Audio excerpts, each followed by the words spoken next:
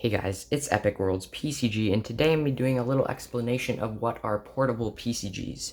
Now, this idea was greatly inspired by Index Card RPG, which is like a little RPG system. Here, I got a book here that uses index cards to, like, instead of like 3D terrain, it uses index cards to further flesh out its games.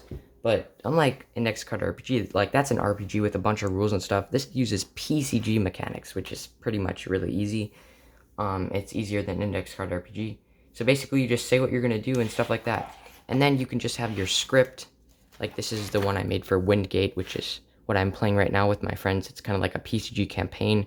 And you can explore all these different areas. And what's so great about this is instead of having like an individual screen for every single part of the area, you can just mix and match these little portable PCG things. Again, it's inspired by Index Card RPG, so it might look a tiny bit similar. But I made my own. And you can just create, like, so you can find all these random, like, things. Like, so basically what I did is I just drew a bunch of random stuff, laid it out on the table, and created it's like a little part of the world with it.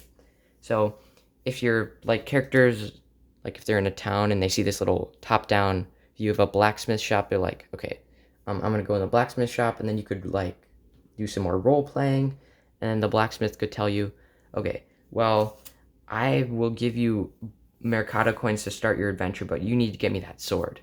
And the sword is being protected by a cannon and these goblins, and there's a rock here. So basically, you would just play it how you would play a normal PCG.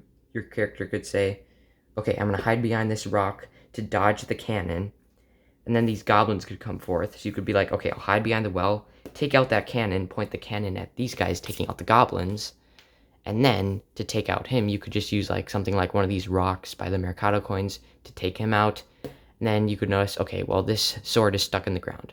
Well, there's a rope on this well, you could attach it to that, pull it out, and there's just like so many different combinations, and it doesn't have to be like the exact combination as you wrote down in your script. Like, so that's what's so great about it, is it's interchangeable. If you didn't want goblins, you could put skeletons.